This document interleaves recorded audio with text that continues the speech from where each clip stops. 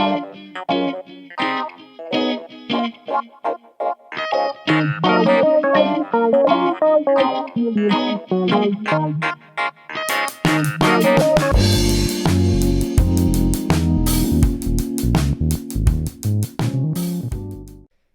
everybody and welcome to yet another episode of Gentlemen's Club Whiskey. I am your host Mark Antimate, and today is a very special episode as I am celebrating what is my 39th birthday.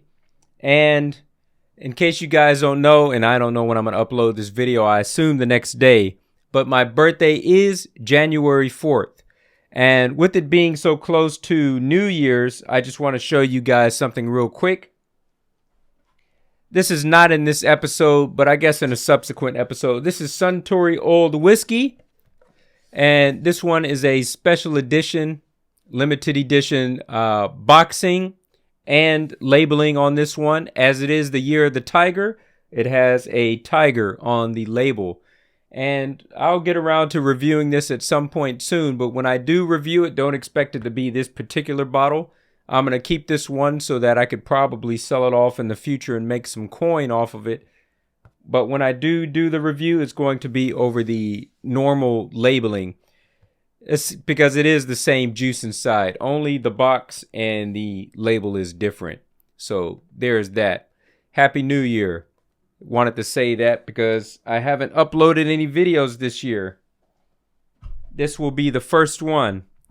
Today's video is actually about this one, Nikka Whisky from the barrel. I'm going to talk in detail about this.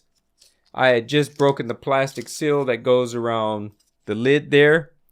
And I've been sitting on this bottle for about a year now. This one has been inside of my cupboard for a year. I bought this from a supermarket chain here in the greater Tokyo area called Maruetsu. And it is located, like I said, throughout this region, meaning Tokyo, Yokohama, Saitama, Chiba area. And the place is it's a rather small supermarket and a little bit pricey, but I did manage to get this for an affordable price. I don't remember the exact yen or dollar amount off the top of head, seeing that so much time has transpired since I purchased it. I just remember that it was quite cheap. Maybe it was something like 2,400 yen. Don't quote me on that. That's just me guessing off the top of head. This is the Japan version, which only comes inside of a 500 milliliter size bottle.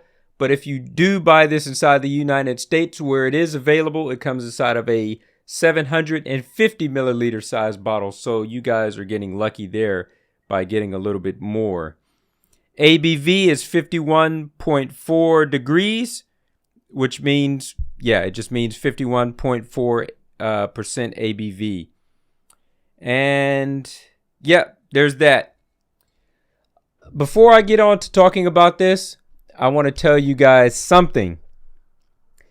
I was just talking to somebody today, and they said that they have trouble pouring this because it just becomes a mess and it spills all over the place.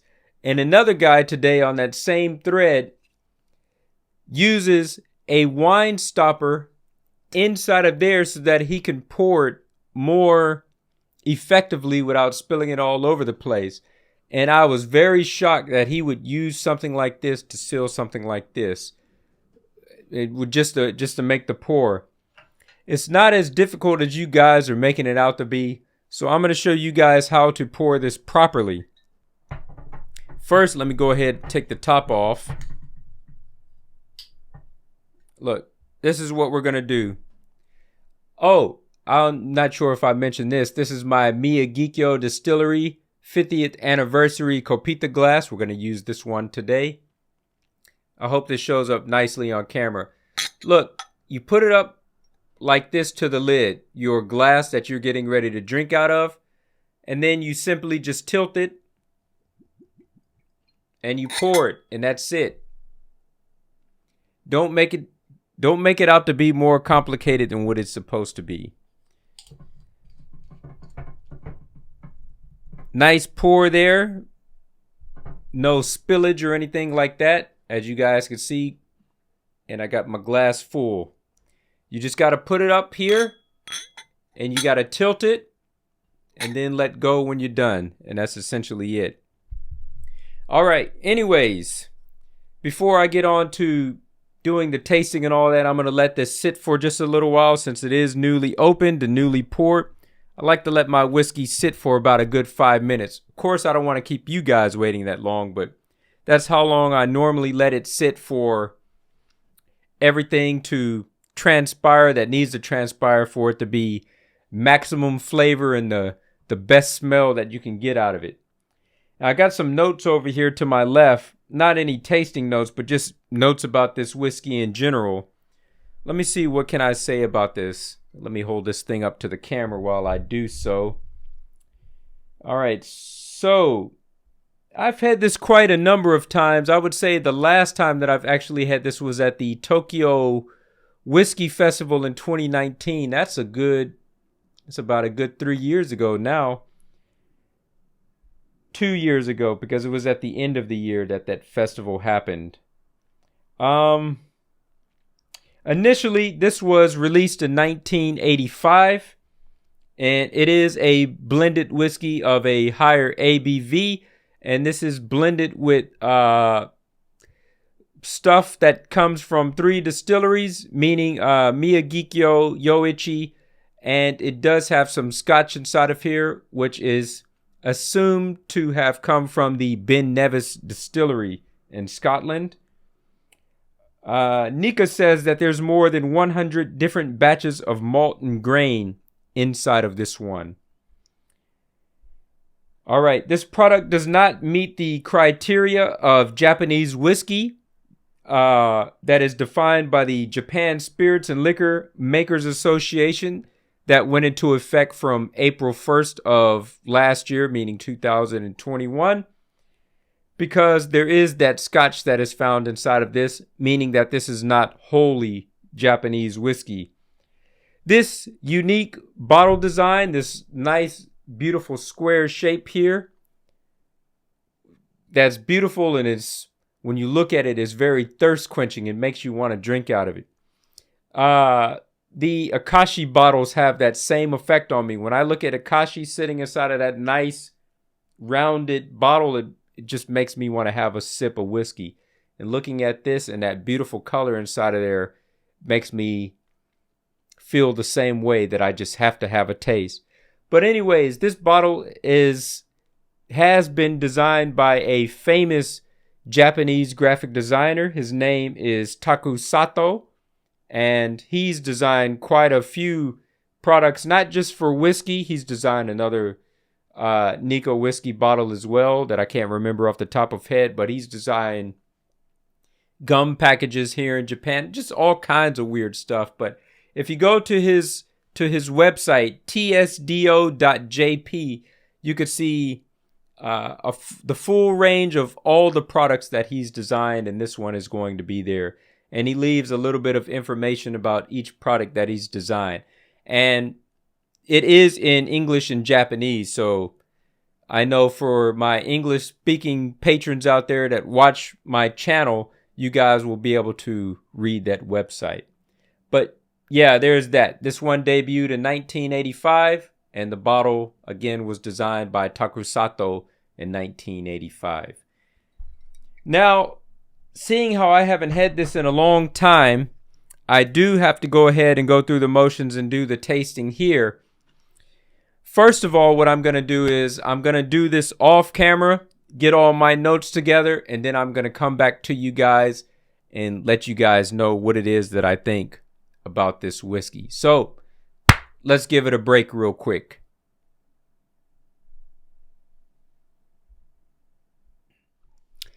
So I'm back and I'm ready to talk about my findings. Do I still have enough left to talk about it? Do I need to put more? Nah, that should be good. So anyways, I'm very happy with my new reassessment of this whiskey.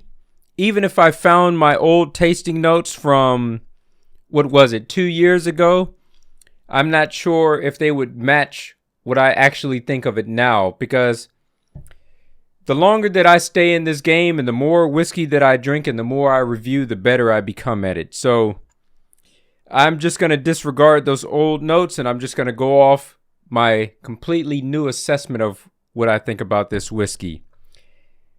So for the nose, I've let it sit for the 5 minutes that I want it to. And now everything comes up that I really wanted. And even at 51%, I have not added any water to this yet. This one is very easy to get behind as there is no ethanol smell inside of it. It's a very sweet and spicy type of aroma to it. Vanilla and pepper make up that. And it has an American oak smell to it. On the palate, I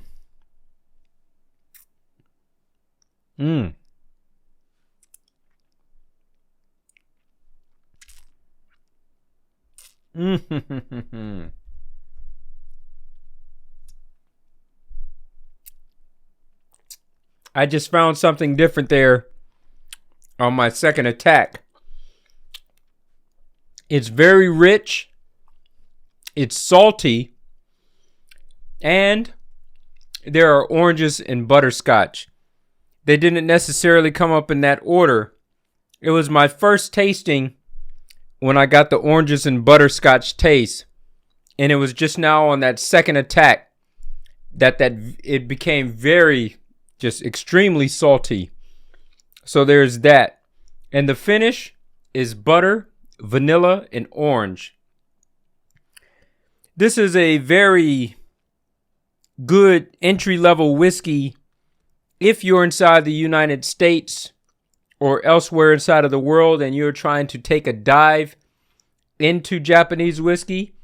I would highly recommend this one, both for the price, which means that it's easily accessible by absolutely everyone, and it's easily accessible in the taste department in that it is not very harsh or it is nothing that is going to scare away newbies into whiskey, or even if you're coming from the American side of things or the Scotch side of things and you are trying to get into Japanese whiskey.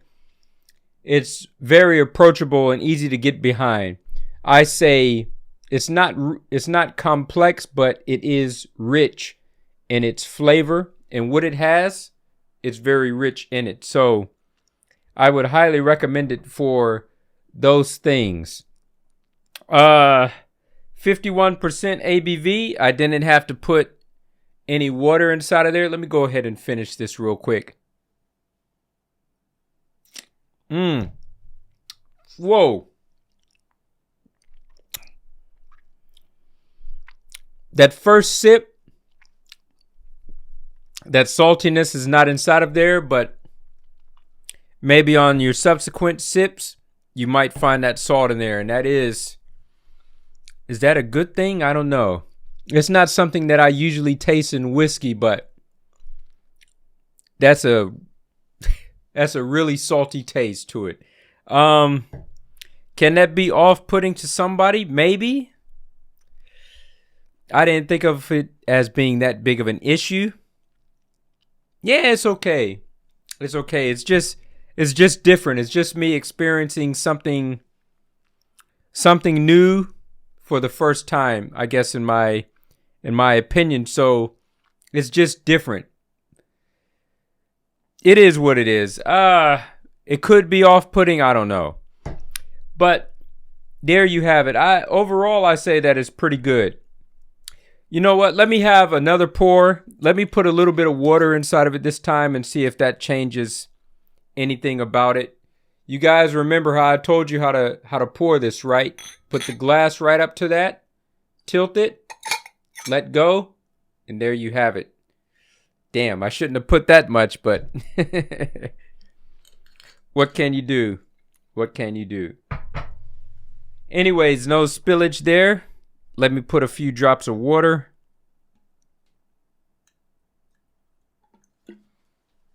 All right. Let's take this, swish it about just a little bit. For the swishing aspect, that's one thing I don't like about the Copita glass is that there's more chance. I mean, I'm being very careful here, but there's more chance that it's going to go splurge out all over the place. But where you got the Glencairn goblet that has that nice light bulb shape to it, everything stays inside of the glass and there's not going to be any spillage when you do the swishing around. All right. Smell. Why has this become so harsh all of a sudden? Obviously, because I just did a recent pour and I didn't let it sit like I did before, but all right, we're just going to disregard nosing it at this point because it's not a fair assessment just for me to pour it immediately and then to smell it and think that it's going to smell as it did after letting it sit for 5 minutes. So let's go into the taste.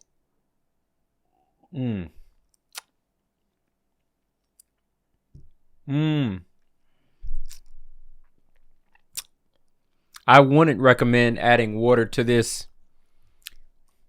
It makes, yes, it does bring back that salty taste just a bit. It's still salty, by the way, but it reels that salty taste in, so to speak, just a little bit, but it does detract from the other flavors, which is what you don't want. So I would prefer you just to go into it and just drink it all in at the strength that it's bottled at.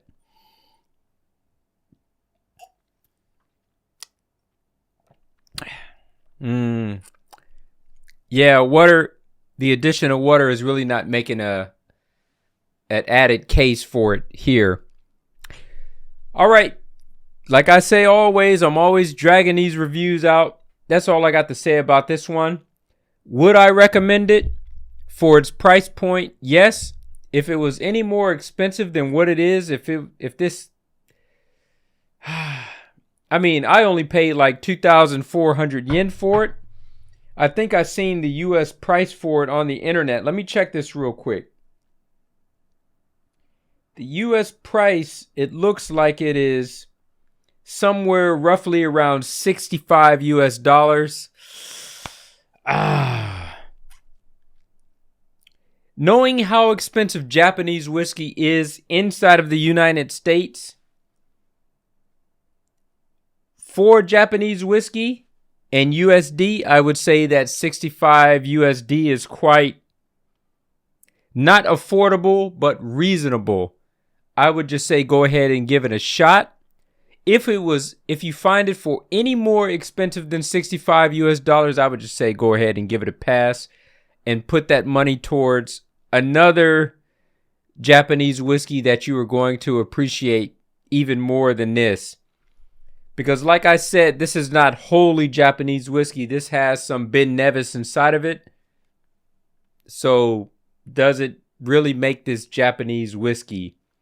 It is and it isn't. It's worth trying at least once. If you can find it at the bar, tell your bartender that you want to taste a dram. Say, give me a shot or two. Find out if you like it and then discover for yourself whether you want to go all in $65 on a bottle. But for $65, it's okay. It's just okay. If you're in Japan, don't pay any more than 3,000 yen for this. It's just okay. It's not the best that Nikka has to offer, but it's all right. Anyways, I stretched this thing out long enough. Salute to you, gentlemen, wherever you may be out in the world today. Make sure that you guys are drinking responsibly. And as always, you guys know what to do. Keep it classy. See you in the next one.